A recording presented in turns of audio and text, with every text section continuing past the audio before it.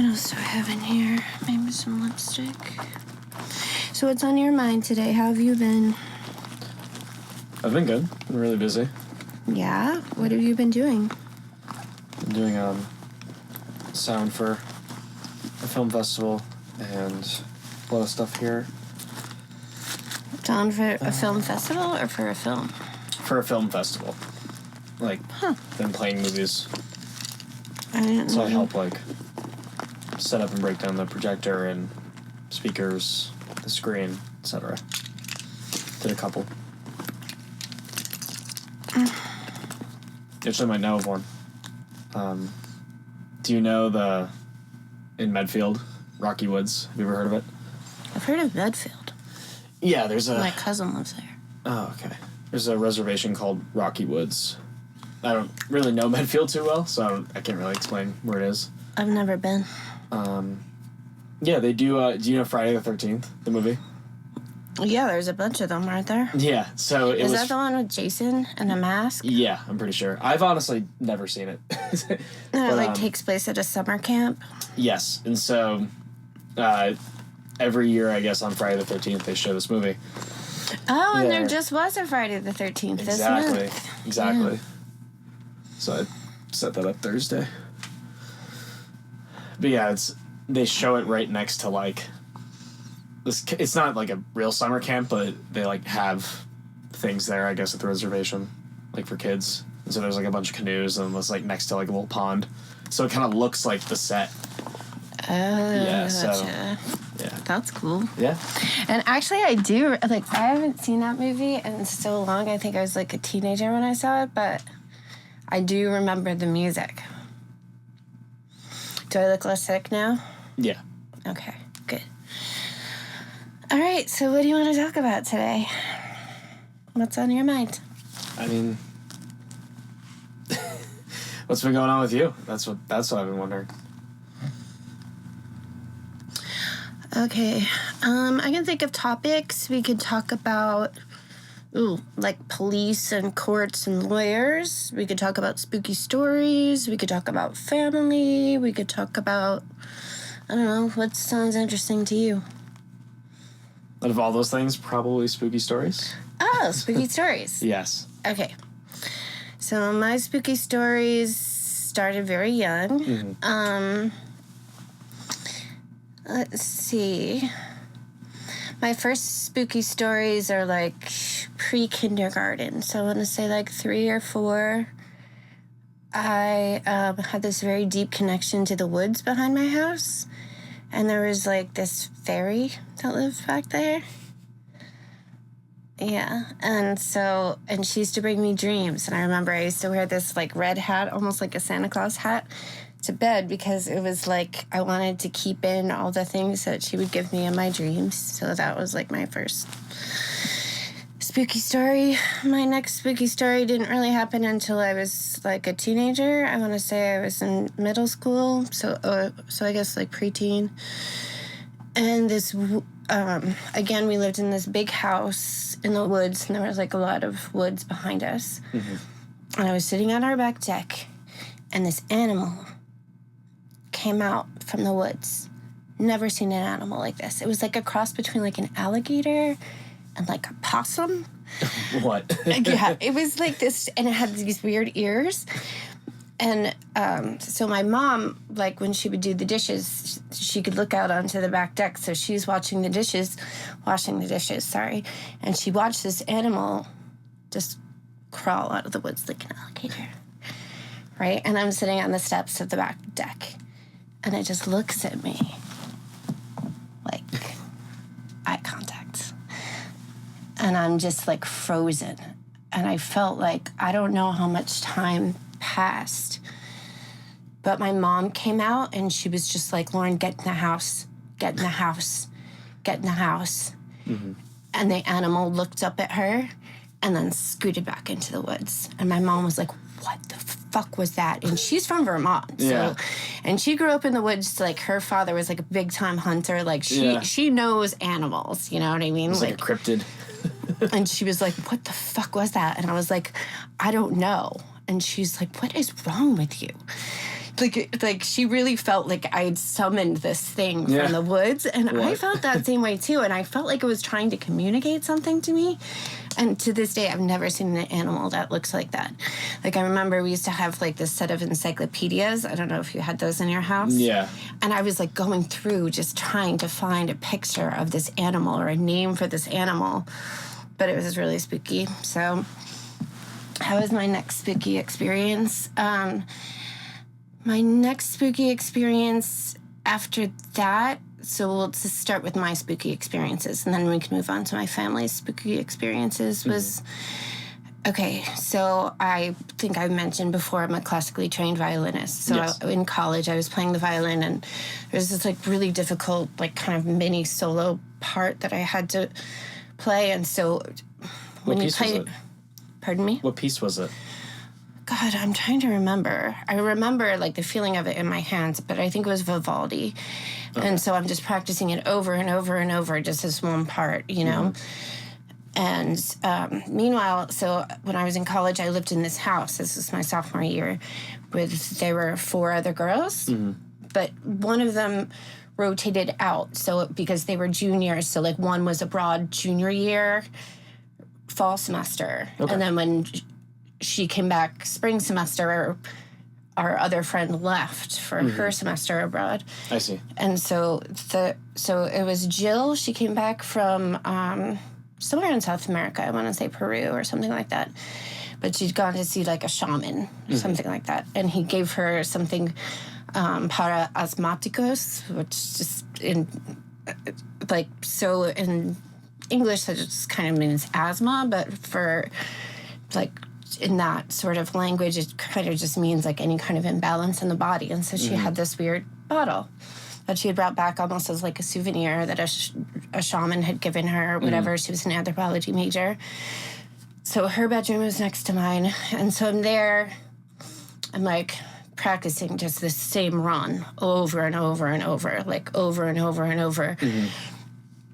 And then, like, there was an outside entrance that you could get to from the upstairs, but nobody ever used it. I didn't even know that anyone had a key. Yeah. But I heard, like, clomping up the steps, like someone in big boots.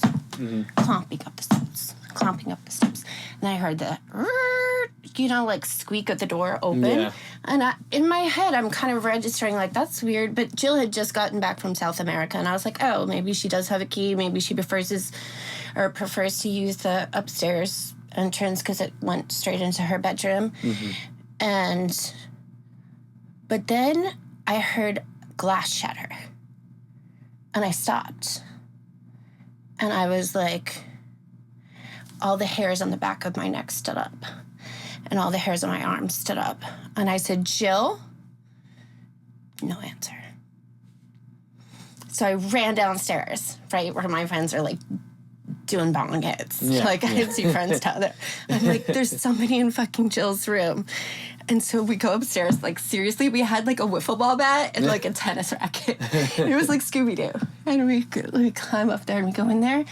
That bottle that she had brought back from South America was, like, maybe, like, this big, was broken. And the contents of it had been swirled in a circle, like, around her bedroom floor. Wow. And the door was still bolted from the inside. And there was no broken window, nothing. And there was nobody up there. That's crazy. What? Yeah. You guys had a key to her room? Or no, nobody had a key because we all went through the front door. Like, it was kind of like one of those apartments where it's like imagine this building, only there's, like, an upstairs entrance, but nobody ever used it. We didn't have a key to it. Like, we all went through the front door and the downstairs. So that was, like, really creepy. And then Jill thought that I did it. So we actually stopped being friends. No way. Yeah, and I was like, I swear to God, I didn't do that. Like, I did not do that. But it was really fucking scary. And I still remember the clomp of those boots. That was so fucking weird. Yeah. Yeah.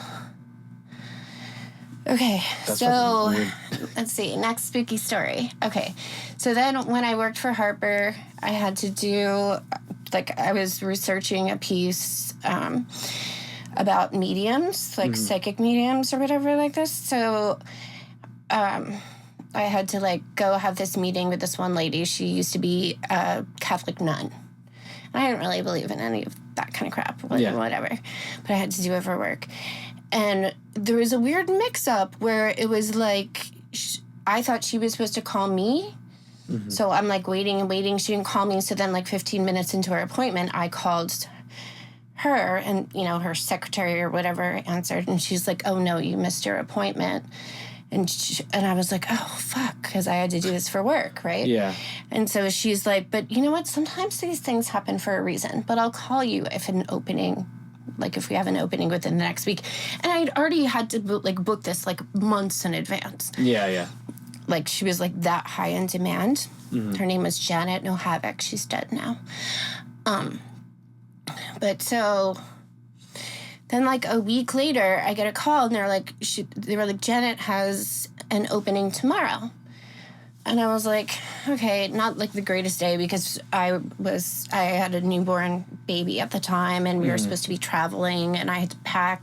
Yeah. So my ex-husband, he can't do things like pack for himself, you know? Like, so I'm like, okay.